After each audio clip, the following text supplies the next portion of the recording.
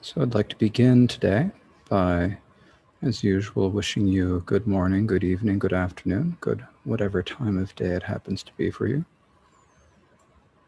on whichever day you're watching. And we will begin today by, as usual, reciting the prayers for going for refuge and Bodhichitta.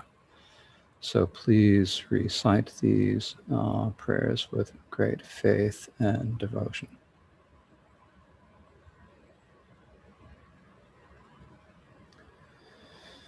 O sanje chodan soge chonam la chancho bardo dane chapsum che dagi chenyen gi pesanam gi drola penjer sanje drobar sho sange chodan soge chonam la Chancho bardo dane jabsum che dagi chenyen gi pesanam gi drola penjer sanje drobar sho sanje chedan soge chonam la chancho bardo dane chapsum che Dagi chenyen gi pesunam gi drola penjer sanje drobar sho.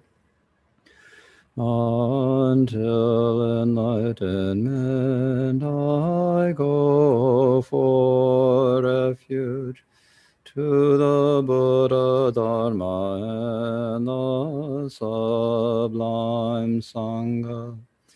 By the merit of my listening to the Dharma, may I reach Buddhahood to benefit beings.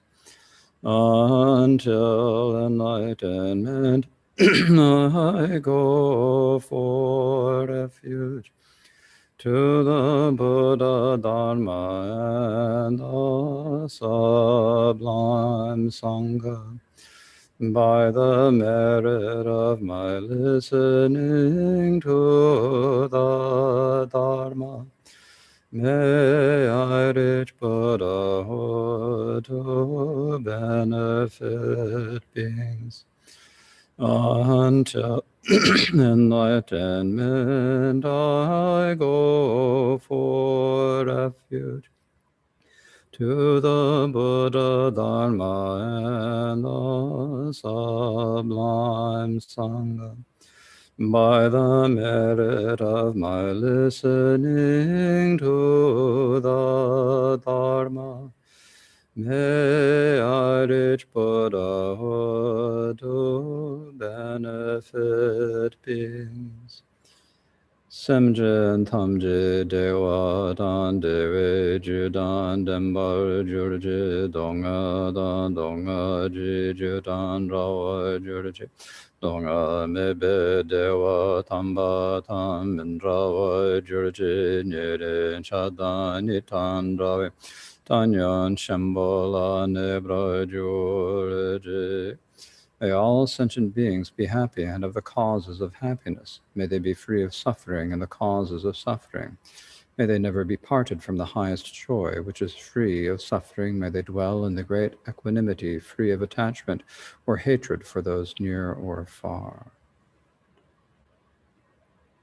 In the Dharma Expanse Palace of Akanishta is the essence of all Buddhas of the three times, who shows me directly my mind is Dharmakaya. I prostrate to the glorious exalted Guru. Please bless me and all sentient beings that our minds become the Dharma. Please bless us that the Dharma become the path. Please bless us that the path dispel confusion. Please bless us that confusion arise as wisdom. So now please think to yourselves that we must bring all of our mothers, all sentient beings throughout space, to the state of lasting happiness, which we call Buddhahood. And in order to do this, we ourselves must achieve Buddhahood. So we need to meditate. In order to meditate, we need to understand what we're meditating on. So we need to study. So please think to yourselves that you are listening this morning for these reasons, and listen with this motivation of bodhicitta. The Dharma that we are listening to is the Treasury of Abhidharma by Vasubandhu, as described by the 9th Karmapa Wangchuk Dorje in his commentary, Youthful Play. Of the 8 chapters of the Treasury, we are discussing the 8th, the teachings on the absorptions. And there are 2 parts here. There's the actual chapter itself, and there's the conclusion to the entire treatise. And we're discussing the actual chapter now. In the actual chapter, there are the 3 main sections: the explanation of the dhyanas and the formless, the classifications of samadhi, and the explanations of the qualities supported by samadhi. So of these 3 main sections, we've completed the first, and we're in the middle of the second. What is it? We're in the second, right? Oh, which one are we in? Where are we at? Maybe we're in the first still. No, maybe where are we at? Yes, we're still in the first. Sorry. We've completed the first part of the first. The first has the explanation of the dhyanas, an explanation of the summary of the formless, and a summary of them both. And we're talking about the summary of them both. And the summary of them both, where does that one? At any rate, why am I getting so confused this morning? Understanding, no, it has 2 parts, the individual explanations, understanding them in common. So that's where we are today. These Tibetan outlines are sometimes hard to go back and forth with. So the understanding them in common has 6 topics: examining their essence, identifying the branches of dhyana, the manner in which absorptions are attained, what support manifests them, what sphere they focus on, and identifying what discards afflictions. So we have gone through the first 2 of these. Examining their essence, we did the other day, the first day that we spoke about this chapter, and yesterday we spoke about identifying the branches of Dharma. So today we have come to the passage on the manner in which the absorptions are attained. And this begins, the heading is on the bottom of page 555 of the book. So, but before we get into that, I had a couple of questions that came in over email that would be good to address at this point. And so the first question reads, actually, I don't remember which order they came in. At any rate, the 2 questions are, the first one reads, mindfulness and awareness are given as branches for the 3rd dhyana. And you explained a bit that this is a sort of double remembering. Awareness is not forgetting mindfulness. And is awareness here what in other contexts is called alertness? And if could I please say a little bit more about alertness, if this is appropriate in this context? I'm aware that this might not be what is being discussed here. I once heard the comparison to drinking tea, that mindfulness is like holding the cup, and alertness is like making sure it doesn't spill. But I guess that is more in the Mahayana context. So that is the question. So we have these 2 terms, and there's, in Tibetan, they're Jempa, Sheishin. In Sanskrit, it's Smriti and Samprajanan. And so what actually do we mean by these terms? Well, I think in English, we're pretty consistent about translating Jempa or Smriti as mindfulness. When it comes to the other term, Samprajanan and Sheishin, we're not so consistent. So some people translate it as alertness. Some people translate it as attentiveness. I usually translate it as awareness. It's not just a question that we use different words in English. That's part of it. The other problem is that it's actually described differently in different traditions, and so kind of different flavors. And so what works maybe better with one tradition might not be the best with another tradition. So you have to kind of figure it out. With all the different translations, there are different issues here. So in this context, when we're talking about mindfulness, what we're saying is not forgetting, in this context, we're talking about not forgetting the focus of the meditation. This is so your mind is resting on a focus. Your mind in equipoise is resting on a focus. So if you're in a defiled equipoise, for example, you're focusing on like the general characteristics of, empty, selfless, impermanent, and so forth. Any of the general 16 characteristics of the Four Noble Truths. And the mindfulness keeps you from forgetting that. You're remaining on that. And then here in this context, it talks about awareness, or what I translate as awareness usually, the xie as not forgetting your mindfulness. So it's kind of, as the questioner said, like a double layer of mindfulness. So that is what it's speaking about here. Now, in this question, talking about awareness, or you could translate it as alertness, the Treasury of Abhidharma itself does not actually give a particular characterization of this term.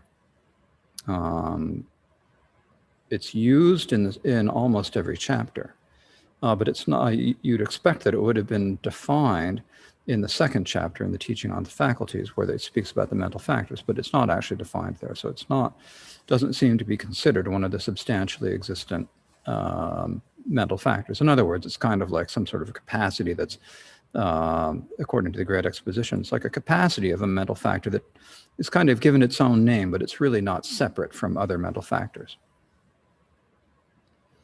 So in different traditions, we talk about what awareness is differently. And in fact, we also talk about what mindfulness is differently.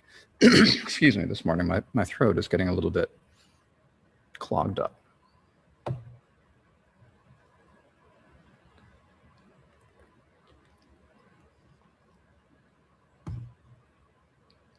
I don't know if that's going to help. All right, we'll see.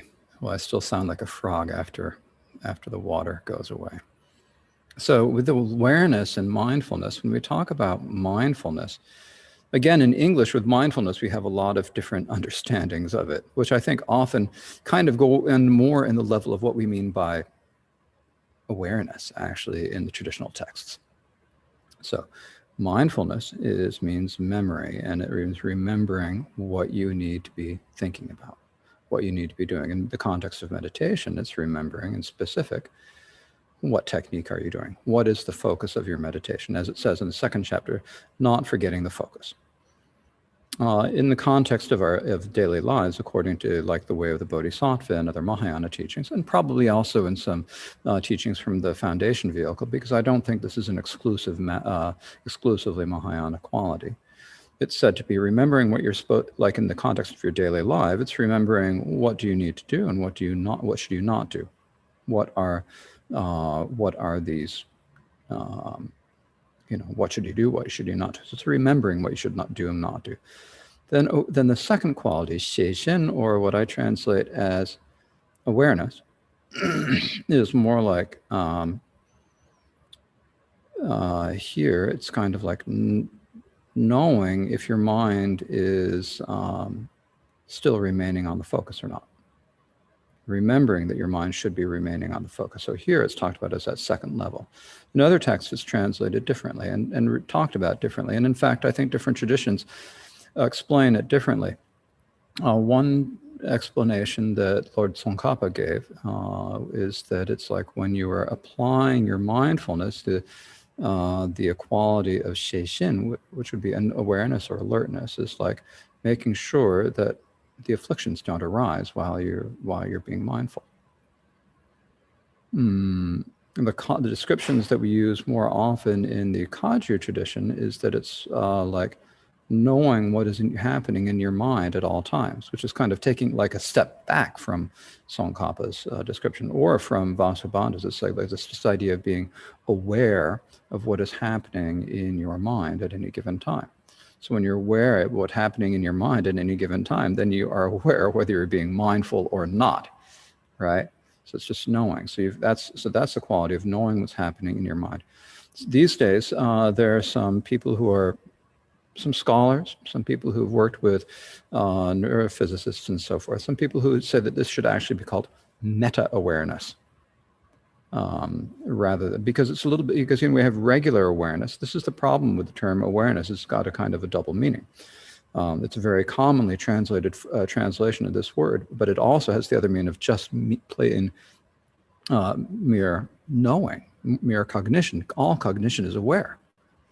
So if you want to distinguish that, you could say meta-awareness, but that sounds almost too metaphysical to me, so I don't usually use it. But it's like too many metas at any rate.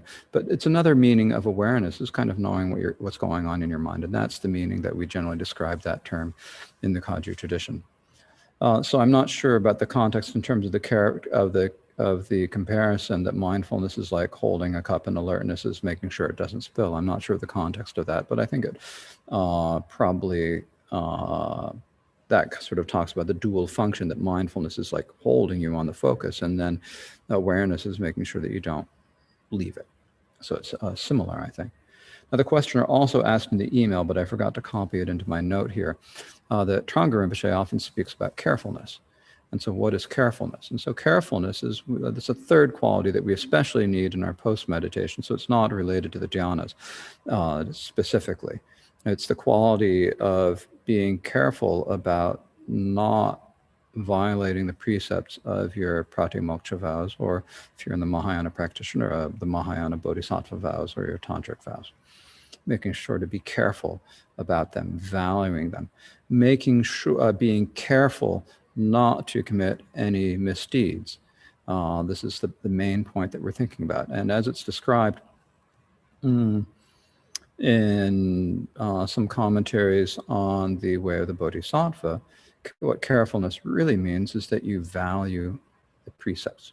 You value, in that context, saying value the precepts of the Bodhisattva vows, but it can also be applied to the general precepts of the Pratimoksha vows.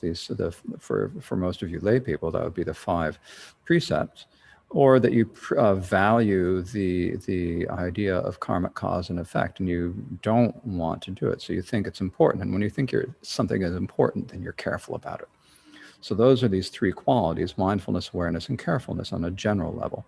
So here in the context of the dhyanas, the mindfulness is again basically just not forgetting the focus from moment to moment. And then the awareness is like this double level of kind of checking to make sure that that is working. So that's the first question. And then the second question is regarding the 4th dhyana being free of the 8 faults. And the in and out breaths are part of them. In the practice, does this mean that when meditating on the level of the 4th dhyana, the external breath stops? Not in the sense of dropping dead, but in the sense of mind not relying on the support of the body or breath anymore? Sounds to me like the threshold to the formless, the questioner says. I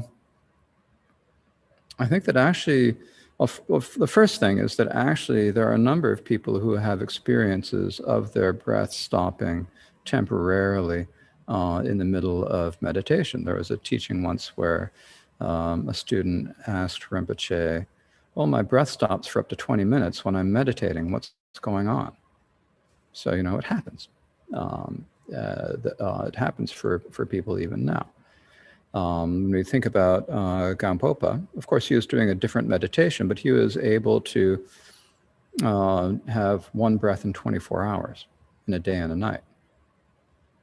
So the breath when you're meditating is in general, and those are not dhyana states, as far as I know. I'm pretty sure that Gampopa's wasn't a dhyana state because he was studying with Milarepa, and Milarepa would never have allowed him to enter a dhyana state. So when you get it, but in terms of the 4th level of dhyana, and specifically, it seems like there is no breath in the dhyana. Now, what this means in practice, it doesn't specify what this means in practice in the desire realm. For example, if you are a desire realm being and you are enter the 4th dhyana, then do you stop breathing when you're in the 4th dhyana? It's quite possible, yes. It's possible when you are in meditation for the body to continue for long periods without breathing. But when you have the birth of the resultant absorption of being reborn in the form realm, then there is no breath there. This is mentioned at 2 points in the Treasury of Abhidharma. It's mentioned here. And it's also mentioned when talking about the destruction of the world and saying, where it says that when the world is destroyed at the end of great eons, the first, second, and third dhyanas can be destroyed by fire, water, and air, respectively, but the fourth cannot because it is immovable, since it does not have any of the faults, including the fault of breathing that is present on the third dhyana. So this indicates that on the fourth dhyana in the form realm, there is no breath, no respiration. So that's that level. Now, what happens to your body on in the desire realm if you attain it here is an interesting question, but it's kind of if you start thinking, this is the problem with studying the jhanas and studying the benefits of any of the meditations. It's good to know what they are, because then you can say, wow, there are these amazing things that you can do. On the other hand, you can kind of get attached and you think, wow, if I achieve the fourth jhana, I won't need to breathe anymore. Then I can go live in a polluted country like India and nothing will harm me, right? You start thinking like that, you're never going to achieve the fourth jhana because you're still attached to the experience in the desire realm. So basically, when you free, this is a benefit of freeing yourself from attachment for the desire realm. But it's not something that we should say, oh, I need to do that. I need to gain that type of meditation. So that is those are the 2 questions that came in last night.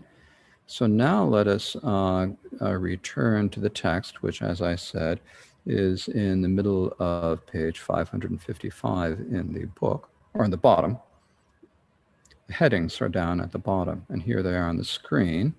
So we're speaking about the manners in which absorptions are attained. How do you gain the form and formless meditations? This has 3 topics. The first is the actual manner in which they are attained. And the second is what arises following which. And the third is the manner in which skipping absorption arises. Skipping absorption, we'll cover that one today. So if you're wondering what it is, you won't have to wonder for very long. So the actual manner in which the absorptions are attained has 3 points. And the first is, how is the pure absorption attained? So we have to remember first that when we have the dhyanas and the formless, there are 3 types of them. There is the pure, which is the defiled, that is the worldly dhyana. Then there is the undefiled, which is when you're meditating on the paths, where when you have either the Dharma knowing or subsequent knowing, or whichever of the 10 whichever of the undefiled knowings, then you're on the path. And that's the undefiled. Or you have the concurrent with enjoyment, where you're kind of craving the experience of that level. So those are the 3. So we're going to talk about the first, the pure, first. So how the pure is attained. Those who do not possess them gain the pure through detachment or from birth. So how are the absorptions of dhyana and the formless attained? So those who do not possess them, that is the dhyanas and the formless, from before. So if you did not previously, from before means previously, if you didn't previously have the dhyanas or the formless, if you're getting them for the first time, how do you get them? You can gain any of the 3 pure, with the exception of tendency toward the undefiled, through detachment. So, okay, so basically what we're saying in general is that you gain for the first time, if you want to gain the pure for the first time, then you gain it through detachment from the level. For example, when you achieve the level of first jhana the first time, you become detached from the desire realm and achieve the first jhana. So that's the first way. But there is, even within the pure, there are 4 different types of pure. There is the tendency towards the undefiled. There is the tendency towards the higher. There's the tendency towards remaining or staying. And there's the tendency toward regression. There are kind of 4 gradations of the pure. They're all pure. but the kind of where they're going differentiates them. So when you are achieve the form, like the first jhana, the first dhyana from attachment, at that point, then you can achieve the one that tends to remain, or the one that is going to tend towards the higher dhyanas, or the one that can go towards detachment, but you don't necessarily gain the undefiled at first. So you have to kind of go through and get the undefiled later. So you gain it through detachment. That's the first way that you get it. So here, when we talk about the line where it says the exception of tendency towards the undefiled, this is speaking about one of the four types that I just mentioned. So the exception of that type, in other words, you can't just be reborn in the formless, or you can't just gain the form realm and immediately go straight from the pure into the undefiled. So you can gain that through detachment, or except for the peak of existence from birth from higher into lower. So like if you're going to, so another way you can achieve the pure absorption of the first jhana, I just realized I misspoke a moment ago. I think I said that you cannot achieve the undefiled from first. That is incorrect. You can achieve the undefiled from first. But when you achieve the pure, you don't achieve the tendency to the undefiled first. So it's kind of a distinction there. So at any rate, the second way you achieve it is through, as it says here, or except from the peak of existence from birth from a higher level into a lower. So for example, if you gain the fourth jhana here, then you're born in the fourth jhana, in the level of the fourth jhana, and after a long time, your very long form realm lifetime, you then die and you are reborn in the first jhana. At that instance, you also can gain the pure. So you can do that. So you can go from any higher level. You can gain the level of the dhyana of any of the levels except for the peak of existence by being reborn there from a higher level. Now you can't gain the peak of existence there because it's the peak. There's nothing higher. So how can you be reborn there from a higher level? So you can't gain it in that the peak in that instance, but you could gain the higher ones. Now this is in terms of people who do not already possess the dhyanas. Those who do possess it's a little bit difficult. You can do it through you can regain them. You can gain them through refining your faculties. If you already have the first jhana and you refine your faculties from being convinced through faith and to attain through seeing, then you can gain it anew. But that's not described in the actual root text here. There's a section in the auto commentary that does describe that, however. So how the undefiled is attained? The undefiled is attained through detachment. So here, let me point out, I want to point out something. We've got this line here. I'm going to highlight it. Those who do not possess them gain. So this, whoops, what did I get a note there? I didn't mean a note. So this line, those who do not possess them gain, actually applies to the next couple of lines. So those who do not possess them gain the pure through detachment from birth, and those who do not possess them, that is the undefiled, gain the undefiled through detachment. So the undefiled actual absorptions, if one has not previously possessed them, are only attained through detachment from the lower levels. So the only way you can achieve the undefiled is through detachment for lower levels. If previously possessed, they can also be attained through training, such as the distinctive actual practices of the non-learners and those with sharp faculties, but are not attained through birth or regression. So the pure can be achieved through birth if you've never had them before, and it can also be attained through a regression in some instances, but the undefiled cannot. So the undefiled absorptions, basically, for most of us, you have to achieve them through detachment from lower levels. And then how is the afflicted attained? Well, the afflicted, if not previously possessed, is gained by regressing and by birth. So you gain when you gain attachment from the level, at first you're okay, but then you regress, and then you gain the afflicted absorption. So afflicted absorption, when not previously possessed, is attained by regressing, such as when one regresses from detachment from the first jhana and attains the afflicted first jhana. So what this means is, like, you're in the desire realm, and you think to yourself, oh man, if I were on the fourth jhana, I wouldn't have to breathe. This would be great.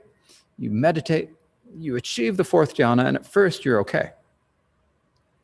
And then you think to yourself, wow, I don't have to breathe. And you get attached to it.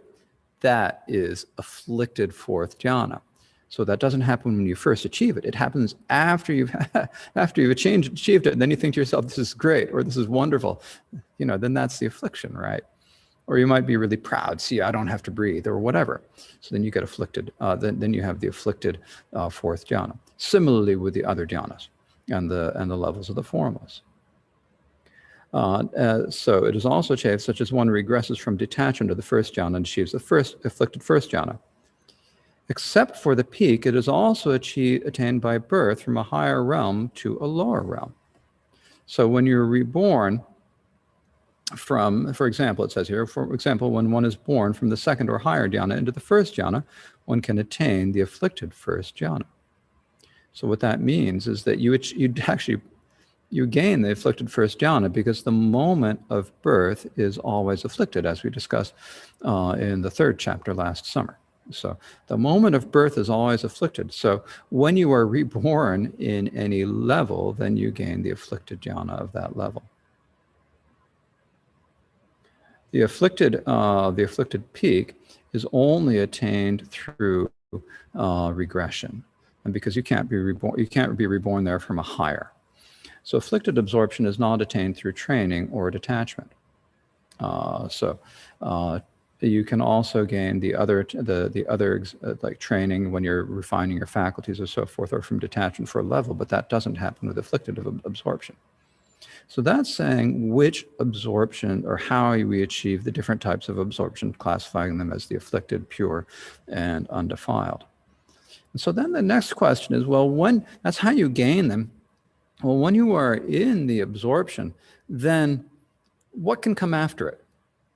If you're staying in the absorption, which levels of absorption can you go to from your level of absorption? So this is the topic that we're talking about. What level arises following which level? So this is two topics, the general teachings and the specifics of the latter two. So this has 3 points. So what arises right after the undefiled? So right after the undefiled, the virtue of levels up to 2 above or below can arise. This is saying that, say you are in the undefiled 4th jhana. So that means you can get the virtuous of the levels that are up to 2 above. So that means you could get 2 above would be what? So the 4th jhana, above that would be infinite consciousness, and then above that is infinite space. So you could gain the virtue of infinite consciousness or infinite space, or you can stay in the virtue of your own level, or you can go to the virtue of the 3rd jhana or the virtue of the 2nd jhana. You can kind of choose. You can go up to 2 levels. That is, you can skip 1 level. You can't skip 2 levels or 3 levels, at least not according to the Great Exposition, because that's too far. But you can skip 2 levels, they say. Or you can skip 1 level.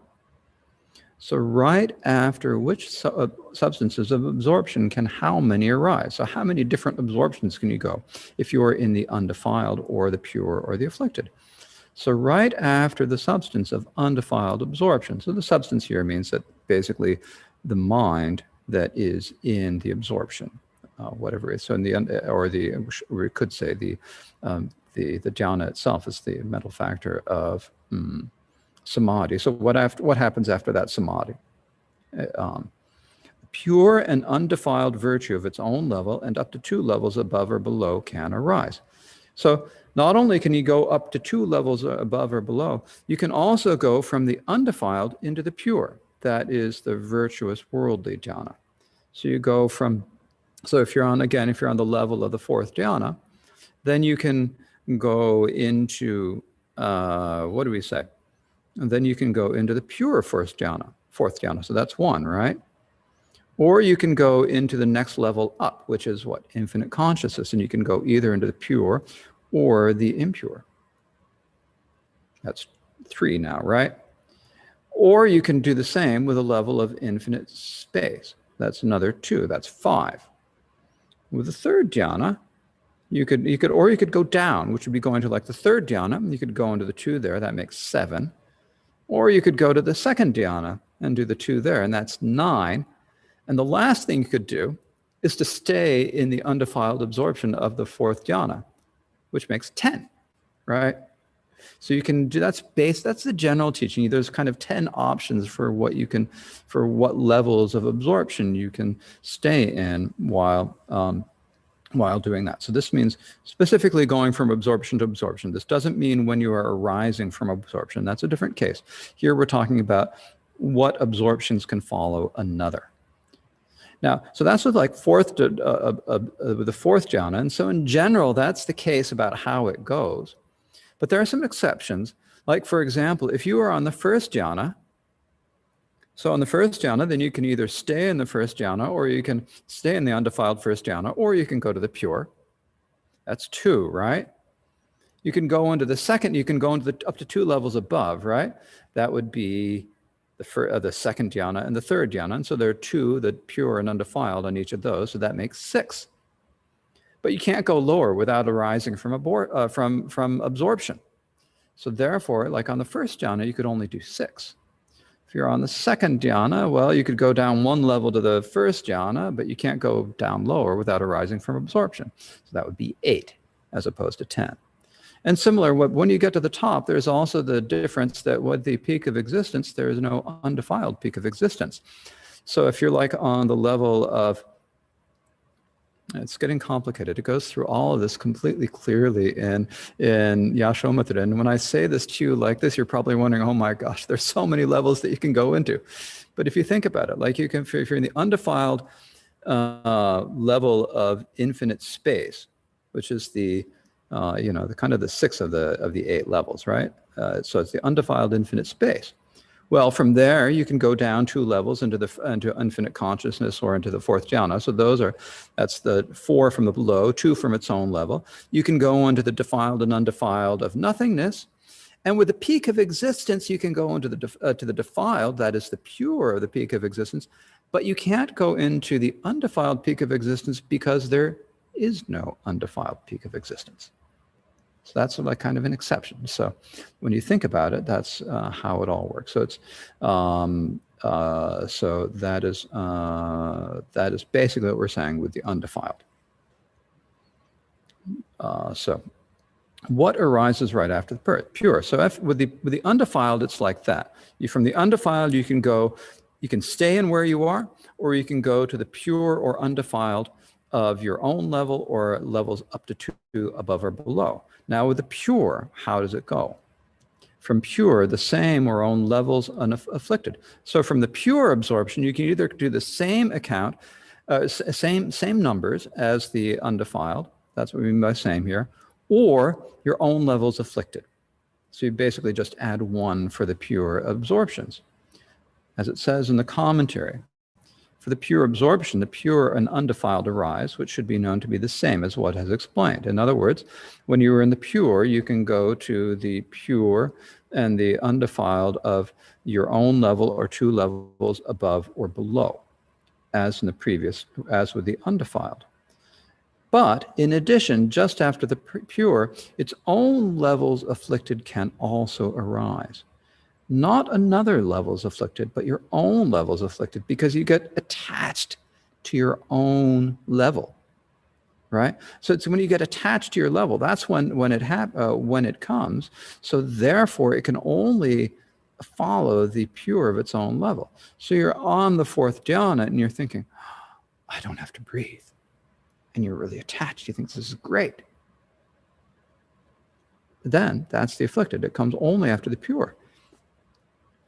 It's not like you're on the level of, if you're on the level of infinite consciousness, And you're thinking, when I was on the fourth level, I didn't have to breathe. And you think, so what? I don't even have a body anymore. Why do I even worry about this? It's like you aren't going to get attached to that quality of the fourth jhana. And I'm just picking on this quality right now because a questioner asked on it as kind of an example. But it's the same. It's more likely. I mean, I don't have to breathe. It's possible that someone on the fourth jhana might have that thought and think that it's great, but it's more likely that they're going to be attached to that really smooth quality of that level. So when you're on the fourth jhana, it's a really easy, powerful state of meditation. When you get into the first level, of formless, the infinite consciousness, well, it's above that. You're no longer attached to that sort of smooth, easy feeling of the fourth jhana. So there's no way you're going to enter its afflicted yet. So that's how it works. The afflicted can only be attached to its own level. So, and it also, as it says in the commentary, the afflicted cannot arise right after the undefiled, because that, and the undefiled, is totally exclusive of entry into the afflicted. It's undefiled. And so you don't go straight from an undefiled into an afflicted. Now you can go from an undefiled into a pure, and then from a pure into the afflicted. So you can do, there can go as a kind of a multiple steps, but you don't go directly from one into the other. So what we're talking about in this topic is the direct ones. Then what arises right after the afflicted? From the afflicted on pure afflicted, and one pure of the lower two. So from the afflicted absorption, in the instance of taking hold of it with mindfulness and awareness and then arising from it, the pure of its own level can arise directly. So you get attached to the fourth level and you say, this is so, the fourth level of dhyana, and you think to yourself, this is so smooth and easy, and you're in the afflicted absorption. Then you have your mindfulness and your awareness that says, oh, the afflictions have come up, be careful, and then you enter the pure. So that's entering the pure from your own level. Or you could be in this afflicted level and you could just like hang out in the afflicted level for a while. Your mindfulness and awareness have grown weak. And so that would be what do we say? The instance of continuation, where it just stays in the same level. Not only that, when greatly tormented by the affliction, one gains affection for the pure of the lower level, and so the one pure of the lower level can arise too. So basically what this is saying is that you might think to yourself, I'm afraid that my affliction, that my dhyana is going to get a little bit afflicted. So if it gets afflicted, then I'm going to just go right into the pure of the lower dhyana. So you're on the fourth dhyana, and you know that you have a tendency to get a little afflicted. And so you think to yourself before you start the meditation, okay, if the afflictions happen, then I'm just going to go into the third jhana. Then it'll be easier.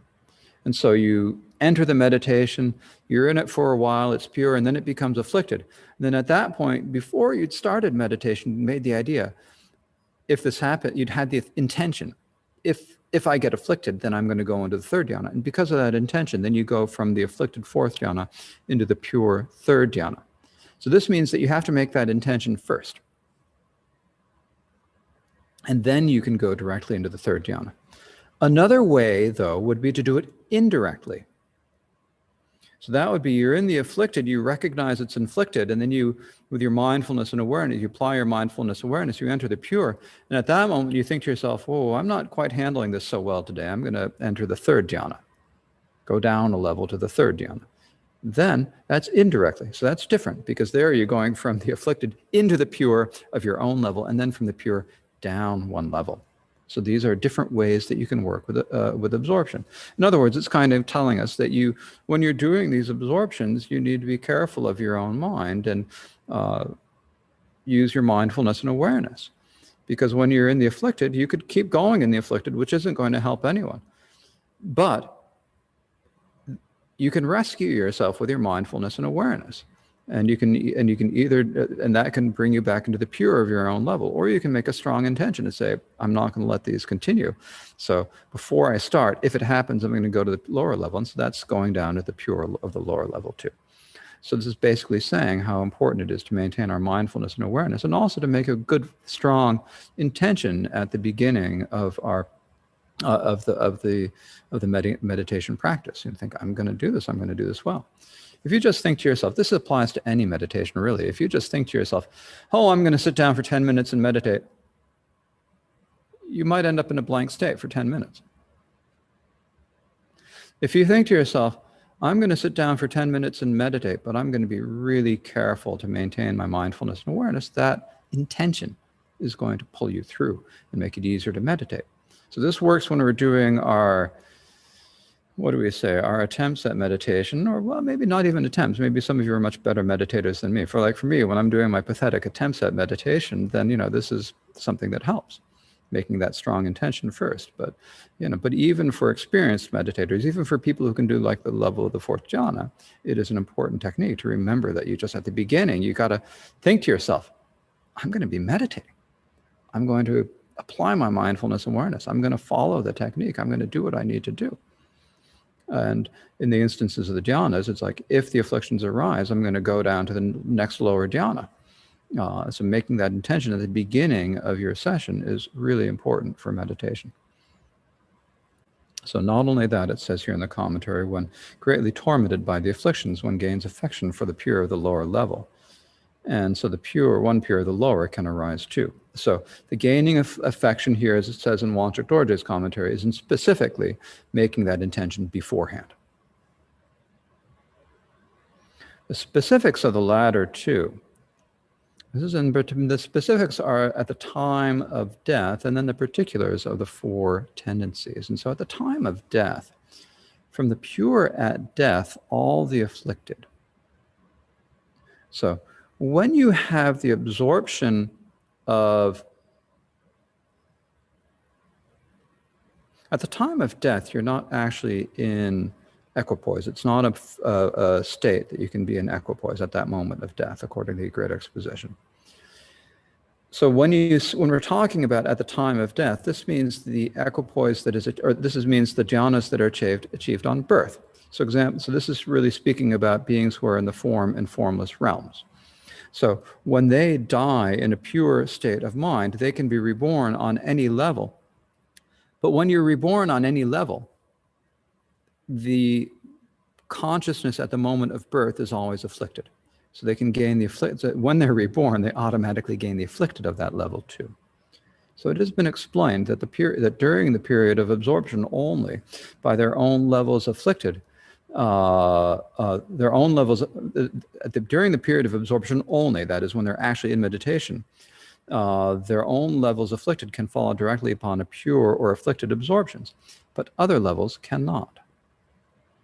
So you can't go for, it's like when you're, as we say, when you're in the fourth jhana and you get attached thinking, I don't have to breathe, and that you can have the fourth jhana's afflictions, but you can't have the other levels.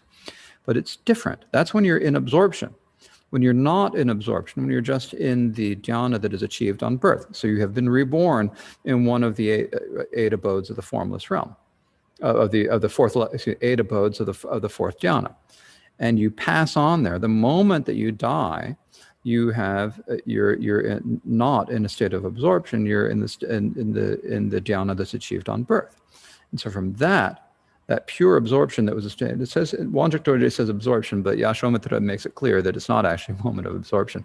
It's that pure, that pure jhana that's achieved on birth. So in other words, you're dying with a virtuous mind state. At that time of death, it is possibly reborn in any of the levels above or below. So at that time of rebirth linking, all of the afflicted of the 9 levels, that is the levels of form and formless, in addition to desire, can possibly arise. Now, your next, the cognition when you were born is going to be the affliction. The state of birth is also always afflicted. So if you're being reborn immediately, then you would have an afflicted cognition follow it right upon the moment of death. The afflicted, but from the afflicted. So that's if you're in a pure state of mind. So if at the moment of death. An unafflicted state of mind. If you are an afflicted state of mind, however, from the afflicted, not the higher. If you, at that moment of death in the form or formless realm, if your cognition is afflicted, you're still attached to the form realm, you cannot be reborn in the higher levels of the form. but from afflicted absorptions at the time of death. The afflicted of their own or lower level arise. So you can be, if you're on the fourth jhana and you passing away there, and at that moment that you're passing away, you're no longer in the equipoise. You are in the level, in the jhana achieved on birth. So at that point, if you're attached and afflicted, you're thinking, it's so great on the fourth jhana, I don't have to breathe, it's so smooth and easy. Then you could be reborn in the fourth jhana, or you could be reborn in any of the lower levels, but you couldn't be reborn on the higher levels because you have attachment at the time of death.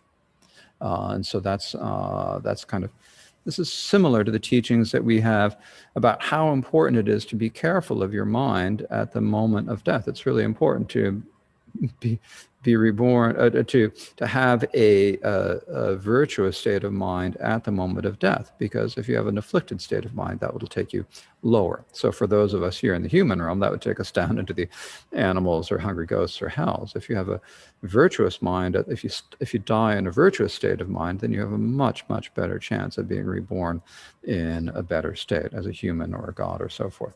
That's in general. Here in specific in the dhyanas, if you have an afflicted moment, or the dhyanas and formless, if you have an afflicted condition at the time of death, then you cannot be reborn on a higher level, even if you have achieved that absorption.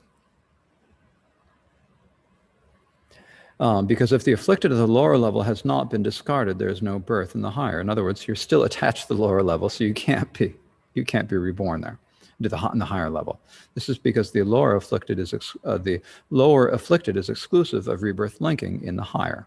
In other words, they can't go together. It just can't lead to the next. If you're afflicted in the lower realm, there's no way you can have the rebirth linking, rebirth linking. Actually, this is kind of what we'd say is the moment of conception,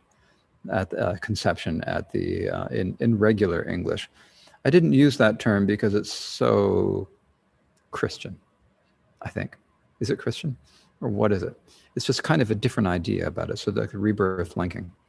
It's not starting something. It's like, anyways, it's continuing. So you're linking the rebirth. At that moment of linking rebirth, you can't rebirth, take rebirth on a higher level from a lower afflicted mind. So that's the first one. And then the second one is we were talking about the pure jhana, and we talked about the different levels of the different types of the pure, the tendency towards regression and tendency to the undefiled and so forth. So what are these four tendencies? Well, those are 3 points. The first is classifying the pure in 4. 4 types of pure tend toward regression, etc. So they're tending toward the tendency towards regression, the tendency towards staying, the tendency toward the superior, and the tendency toward the undefiled. So those are the 4, as it says in the commentary. Not all pure absorptions produce the undefiled. In other words, when you're in the pure, you can't necessarily go from the pure directly into from any state of pure into the undefiled. In general, there are 4 types of pure absorption: the tendency toward regression, etc., the tendency to staying, the tendency toward the superior, and the tendency toward the undefiled. On the peak of existence, there is no tendency toward the superior because there is no higher level. So that's in general. Now the meaning of each of these is described in the next one. So I'm not going to recite the meaning, say the meaning now, only to have to say it again in a moment. So the meaning of each classification is, respectively, of these 4, they tend towards birth of the afflictions of own, of higher, and undefiled. So the tendency toward regression would towards the would lead to the birth of the afflictions, the afflicted level. Towards the birth, they also, or the one of staying would tend towards rebirth, would tend to link to, or would tend to lead to a pure. Then there's the tendency towards the birth of virtue in a higher level, or the arising, actually, it should say. Here it says birth.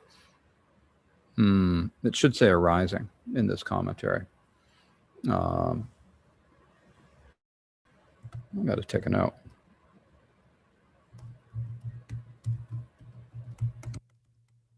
What we're really talking about is the arising of the next moment of cognition. So it's not birth. So in the instance of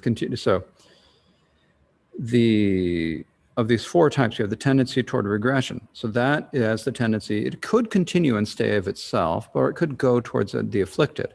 And you've got the tendency towards staying, and that means that it's going to tend towards, not necessarily, but it's going to tend towards producing the next pure. And then you've got the tendency towards the higher, which is kind of leading towards entering a higher level of dhyana or the formless, or towards the arising of the undefiled. It's leading towards the undefiled. So these are the four types: the tendency towards regression, the tendency towards the pure, towards staying, the tendency toward the higher, and the tendency toward the undefiled. So these are the four different types. So basically you're saying that you've got, even though we call it all pure, it's all undefiled, worldly, but there are kind of different gradations there. And so some are more likely to go lower or go to regress, and some are more likely to get better. So that's the reason why there are these four. So which arises after each of these four? So if you have one of these four types of the pure absorptions, well, which ones can come next? What arises after which of the four? Tendencies to regress, etc., are followed by 2, 3, 3, 1. So you've got the tendencies to regress and etc. That would be the tendency to stay, the tendency toward the higher, and the tendency toward the undefiled. They're followed by either 2. The tendency to regress is followed by either one of 2. Either, and then 3 for the tendency to stay, 3 for the tendency to the higher, and 1 for the undefiled. A tendency to the undefiled. So what arises after each of the four, you ask? The four tendencies toward regression, etc., may be followed immediately by the first 2, right after the first. So the tendency toward regression can be followed by either the tendency to regression or the tendency to stay. It could also regress. But here we're counting which of these four, counting among these four different types. And so then the second, so that's right by the first 2 right after the first. So the first, that is the tendency to regression, can lead to either more tendency of regression or to tendency towards the pure. The second, right after the second, the first 3 right after the second. After the second, which is the tendency to stay, you can either have the tendency to regress, the tendency to stay, or the tendency towards the higher. Any of these 3. Now, right after the third, which is the tendency to go higher, the last 3 arise, which could be either the tendency to stay, the tendency to go higher, or the tendency toward the undefiled. And right after the last, only the last one itself arises. So if you've got that tendency to the undefiled, either it's going to continue, or it's going to switch to an undefiled. So those are the 4 different types. And when we're talking about what can follow, there we're talking about on the sort of micro level of within that category of pure absorptions. Now, when we talk about going from one level to the next, we've mentioned a few moments ago that you can skip up to 2 levels. You can skip up to 2 levels above. So how does that work? And what do you do? Do you ever do this in meditation? So there is a meditation where you do this, and it's called skipping absorption. So skipping absorption works like this. The manner in which skipping absorption arises has 2 topics: the training and the actual practice. So how do you develop skipping absorption? There's training. There's the distance training and the near training. So the distant training means like getting ready. It's like you're beginning to learn how to do it, but you aren't really there yet. So the distant training says going through 8 levels up and down both types in sequence. This basically means that you start on the first jhana and you go up in the pure and then down in the pure. And then you go up from the first through the second, third, and fourth, and then the 4 levels of formless to the peak of existence. No, sorry, to nothingness in the undefiled. And then from nothingness, you go back down to the first. So you're going up and down. It's kind of like playing scales. I keep on saying this. I had too many classes when I was playing musical classes when I was young. And so I always remember this. But any of you who have ever studied piano or violin or any other instrument have also played lots of scales. So it's basically going through the scales, going through your scales up and down. First, you go up and down from the first jhana to the level of peace, existence, and defiled, and then you go from into the undefiled and up to the level of nothingness, and then back down. The difference is the scales are kind of like a beginning thing that you learn, or a very early training when you're learning a musical instrument. These are actually a very advanced type of meditation. So, how does one produce skipping absorption, you ask? One goes through the 8 levels, going up in ascending order and down in descending order. So first, second, third, fourth, etc., up to the peak, and then down to the first. One enters each of the 4 jhanas and the 4 formless, both defiled and undefiled types in sequence. That is, and so Wanchaktorja here explains it. In order, one enters the absorption of the defiled first jhana. Then one enters the absorptions of the defiled absorptions, going up ascending order as far as the peak of existence. That is, the defiled first jhana, the defiled second jhana, defiled third, fourth, infinite consciousness, infinite space, nothingness, and then finally the peak of existence. Then you come back down, then coming back down in descending order to the first jhana. Then you enter the first undefiled first samadhi, and then you enter the absorptions going in ascending order as far as undefiled nothingness. You don't go to the peak because there's no undefiled on the peak. So you go from the undefiled first jhana to the undefiled second jhana and so forth. And you get to the undefiled nothingness, and what do? You come back down in descending order to the undefiled first jhana. This is the initial training. This is what you do first. First you have to practice your scales. And then what do? Then you have the near training. Or skipping one. What do you do when you're learning a musical instrument? First, you learn how to play the scales, and then you learn how to do triads. This is like doing the triads, or skipping one. Then one enters the defiled absorption of the first jhana, skips one level, and enters the absorption of the third jhana. Then by skipping every other level, one goes up as far as the peak in ascending order, and then skipping every other level, one comes back down as far as the defiled first jhana in descending order. So you go from the defiled first jhana to the defiled third jhana. Defiled third jhana to the first level of formless infinite consciousness. Then you go from that, you skip up to the level of nothingness. And it says you go up to the peak. So I think you must then go from nothingness into the peak, then down into infinite space, and then from infinite space to the fourth jhana down to the second jhana, and then back to the first. So you're skipping levels, every other level. And then until you get back down as the first jhana in descending order. Or maybe it's not entirely clear whether you go only up to this level of nothingness. Otherwise, if you go up to and then come down on the same levels, or if you come down on the 8th, down from the peak to infinite consciousness, infinite space. And then you go through these, and so then you do that with the undefiled, and then you enter the undefiled absorption of the first jhana, and skipping one level, enter the undefiled absorption of the third.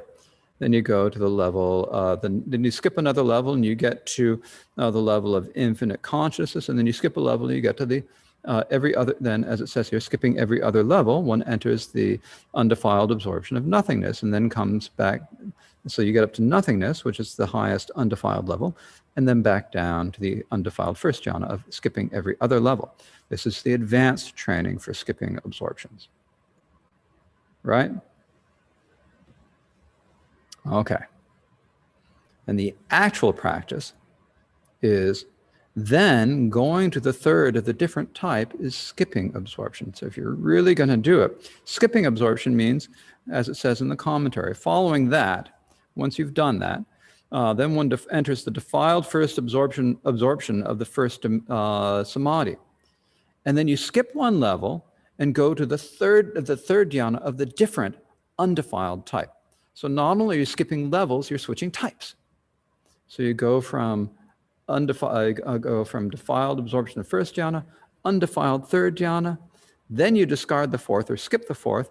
You enter defiled infinite space, and then discarding the infinite consciousness, infinite space, you enter undefiled nothingness. Then you discard every other level down to the first jhana. So you're going up and down, but you're alternating between defiled and undefiled.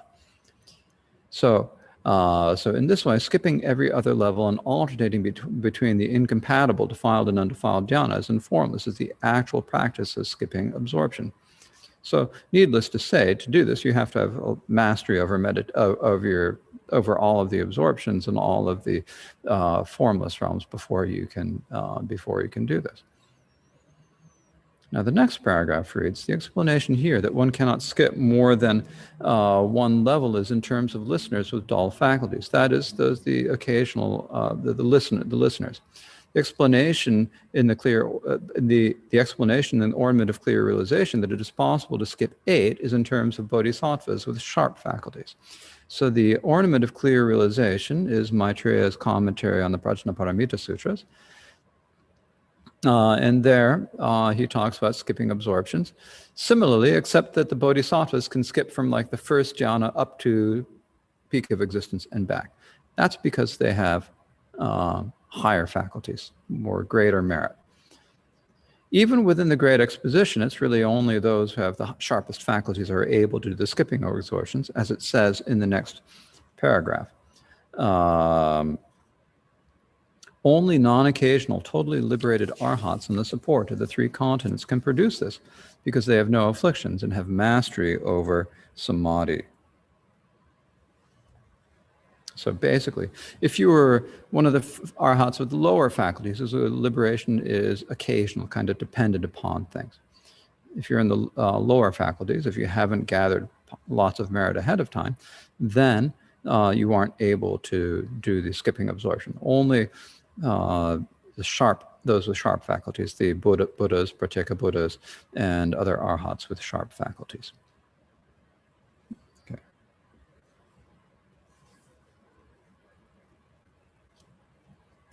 I'm considering whether to go on or, well, I think we don't need to rush. So let us leave it here for today. And let me check where we are. I think it looks like there is a question.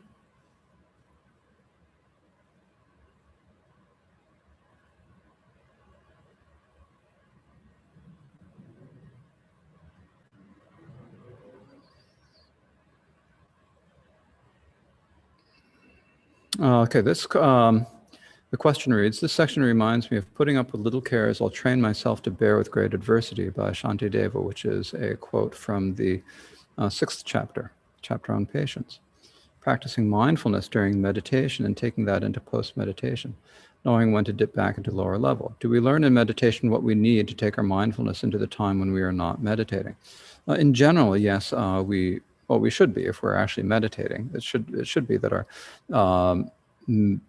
what do we say? Our what we do in the post-meditation and what we do in meditation should influence what happens in the post-meditation. And we should try to carry that experience. And that means that actually what we really need to do is we need to continue practicing mindfulness through our post-meditation period too. We need to, in particular, we should try to remember the experience, or remember what it was like, not in clinging to it, but in terms of remembering the experience as we go through the post-meditation phase. And so what Shantideva is speaking about particularly in that is that if we want to build up the capacity to bear with hardship on the path, we start out with smaller hardships, then eventually you'll be able to put up with greater hardships, such as the hardships of sacrificing parts of your body in order to benefit other sentient beings. But you start with the small, and then you work up to the larger. Okay, so I think that is, another. All right, we will, someone is offering good wishes, which are appreciated. Actually, sometimes getting good wishes is appreciated, but frankly, it's much more beneficial to get criticized. It's much more helpful in the long run. Tell me what I'm doing wrong. Okay, so we will recite the dedication and aspiration prayer. So please let us now. What do we say? Think to ourselves that we are dedicating all the virtue that we or any other sentient being has done in any of the three times, the past, present, or future, so that all sentient beings may swiftly be freed from all levels of suffering, even the most subtle, and brought to the state of completely pure Buddhahood. And please recite this short prayer with this intention.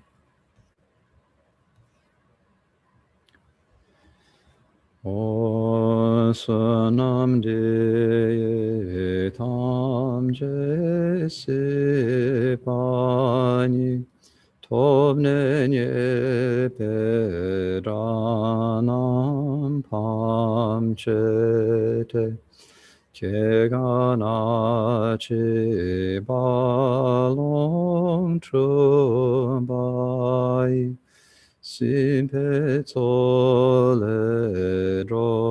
kunyoro.